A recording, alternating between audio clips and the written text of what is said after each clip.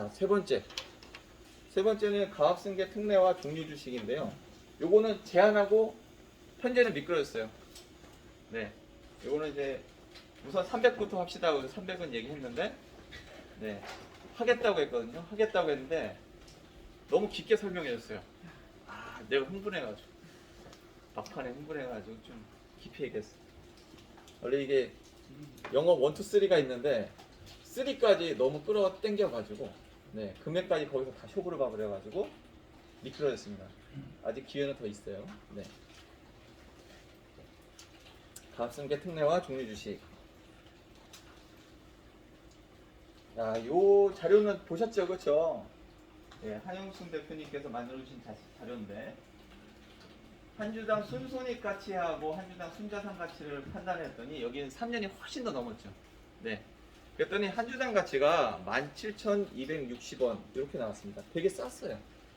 왜냐하면 코로나 때문에 잘 안 팔려서. 네. 그래서 회사가 마이너스도 있고 이렇게 됐습니다. 여기 아빠가 있고 첫째가 있었어요. 근데 아빠가 주식이 38,000 주고 첫째는 2,000 주인데 결혼을 하더니 제주도로 갔어요. 그리고 돌아오지는 않습니다. 네. 그래서 아버지가 이제 연세도 있고 하니까 승계를 해야겠다는데 마침 둘째 딸이 들어왔는데 야무지고 참 잘해요. 그래가지고 둘째 딸한테 승계를 하고 싶다라고 하는 게 이 대표의 내용이었습니다. 그래서 대표님한테 이제 말씀을 드렸죠. 가압승계 주식 증여 특례가 있습니다. 네, 이 주식 증여 특례는 처음에 5억 원까지는 공제를 해주고 100억 원 한도까지는 증여를 사전에 할 수 있는 내용입니다. 근데 왜 증여를 먼저 할까요? 미래에 그 가치가 오를 거를 예상하기 때문에 그렇겠죠. 그렇죠? 네.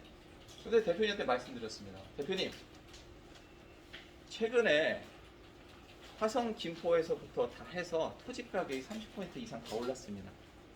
대표님의 이 토지는 어떠실 것 같아요? 라고 물어봤어요. 그러니까 여기는 내가 살 때 평당 250만 원이었는데, 400만 원이었는데, 공시지가로는 한 300만 원 나오고, 현재는 우리 보고 이사 가라고 하는데, 약 1000만 원에 거래될 예정이야. 라고 했어요. 그럼 미래 가치가 있어요, 없어요? 네. 대표님, 그게 다 그 상속세로 낸다고 한번 보세요.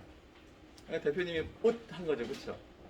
그래서 금년과 내년은 실제 주식 가치는 상당히 많이 올랐을 거예요. 머뭇거리시는 분들은 이런 부분을 조금 하시는 게 좋습니다. 자, 가압승계 주식 증여 특례에 대해서 말씀을 드리고 그 다음에 이렇게 설계를 했습니다. 대표님이 95%의 주식을 갖고 있고 그 다음에 첫째가 5% 주식을 갖고 있어요. 근데 이 가족은 상당히 화목한 가정입니다. 5%의 주식을 가진 사람이 혹시라도 망난이라면 어떻게든 문제 해결을 하려고 했는데 아버지가 하시는 얘기가 첫째도 우리 회사에 기여한 내용들이 참 많다. 그렇기 때문에 어느 정도 좀 줬으면 좋겠다 라고 한 내용이었고, 네. 그리고 둘째한테는 실제 운영을 해야 하기 때문에 경영권이 확보되게끔 줬으면 좋겠다 라고 하는 게 두 가지 포인트였어요. 네. 그래서 이제 세 번째 포인트는 대표님이 얘기 안 하셨는데 제가 얘기를 드렸죠. 대표님 요새 가압승계 방식은 실제로 중소기업을 이끌어내신 대표님이 기분 좋으라고 얘기 드립니다. 네. 끝까지 원포인트 레슨을 하셔야 됩니다. 사실상 은퇴를 하시면은 아프세요. 그러니까 대표님 굉장히 공감 많이 하시죠, 그렇죠? 네. 근데 자기는 확실하게 은퇴를 하고 싶대요. 네. 하여튼 다 단호했던 것 같아요. 네. 그래서 어떻게 설명을 드렸냐면 우선은 첫째한테는 배당이 우선이 되는 종류 주식으로 바꿔줍시다. 그래서 배당과 그리고 언제든지 매각할 수 있게끔 주식을 바꿔주죠. 네. 자, 그러면은 5% 주식이 의결권이 없어지잖아요. 그렇죠? 이해되세요? 의결권이 없어지잖아요. 그렇죠? 그러면 그리고 나서는 67%라고 하는 거는 3분의 2이니 이 3분의 2의 주식을 둘째한테 넘기시면 적어도 경영을 하는 데는 문제가 없습니다. 네. 그랬더니 오케이. 거기까지. 네. 그리고 나서는 제가 대표님은 현재 갖고 있는 나머지 이 28%의 주식도 후에 종류 주식으로 변경을 하시고 저 주식의 일부는 사모님한테 사전에 실제 증여를 하시고 나중에 소각하는 방법도 알려드릴게요 라고 설명을 드렸어요. 그때 대표님이 이렇게 얘기했어요. 무슨 말인지 하나도 모르겠다. 네. 근데 둘째 딸은 잘 알아듣고 아주 좋은 플랜이라고 해서 분명히 제가 문 앞을 나가기 전까지 인사를 하면서 고맙다고 그랬어요. 네. 그리고 보류를 시켰습니다.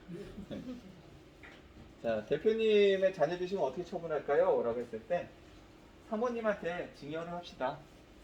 그리고 이제 증여된 주식은 바로 매각하는 게 2023년부터는 안 되니까 증여를 하면은 어떻게 해요? 취득가가 올라가잖아요. 네? 증여를 하면은 취득가가 그때의 가치로 올라가잖아요. 그렇죠? 그리고 나서 1년 후에 한 요만큼 차이가 나겠죠? 더 올랐으니까 양도소득세나 배당소득세 중에서 높은 세금을 내시면 됩니다. 네, 그래서 그 주식을 소각시키면 어떻게 돼요? 보통 주식을 가진 의결권이 어떻게 돼요?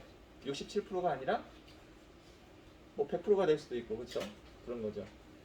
의결권을 얼마나 주는가에 대한 부분입니다. 자, 이게 싫으시면은 이후에 대표님께서 갖고 있는 주식을 갖고 계셨다가 상속할 때 그때 주셔도 됩니다.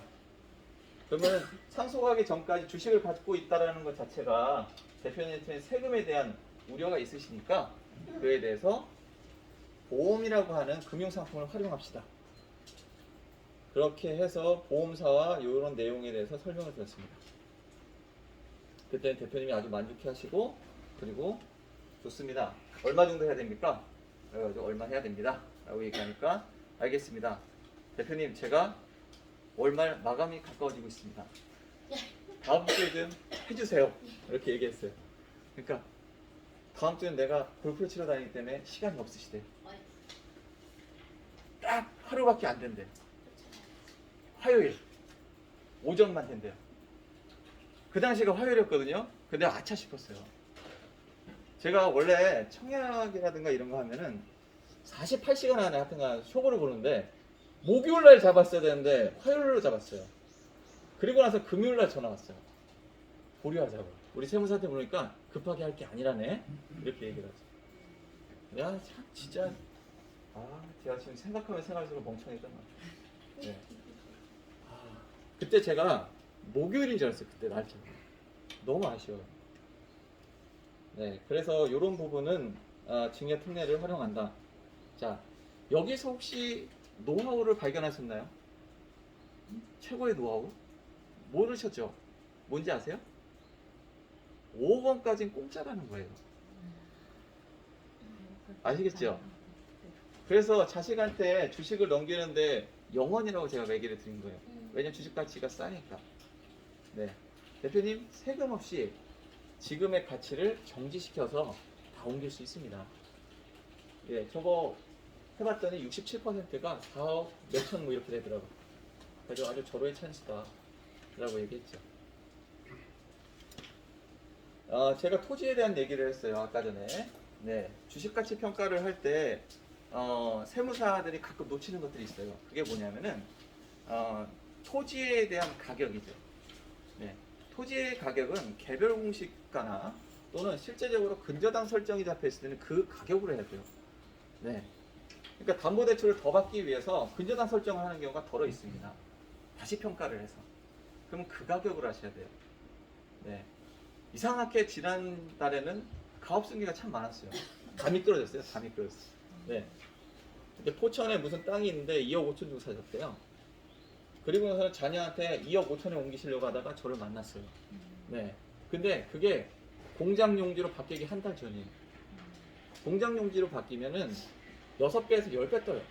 네, 그러니까 자녀한테 넘기려고 했겠죠. 그렇죠? 그래서 2억 5천을 넘기려고 했는데 제가 봤더니 그 감정평가가 흔적이 남아 있어요. 여러분들은 볼 수가 없어요. 그 감정 평가를 하고 있는 그 평가사한테 물어보면은 감정 평가를 했던 흔적이 남아 있어요.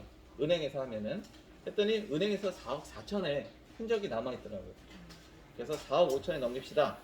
이렇게 하고 했더니 양도소득세 3천만 원 내기가 싫어가지고 못 옮겼어요. 무슨 얘기를 듣고 싶냐면은 우리 대표님 현금 없어요. 네, 안 됐어요. 진짜 안 됐어요. 현금 없어가지고 그걸 못 옮겼어요 결국은. 네, 안 됐습니다.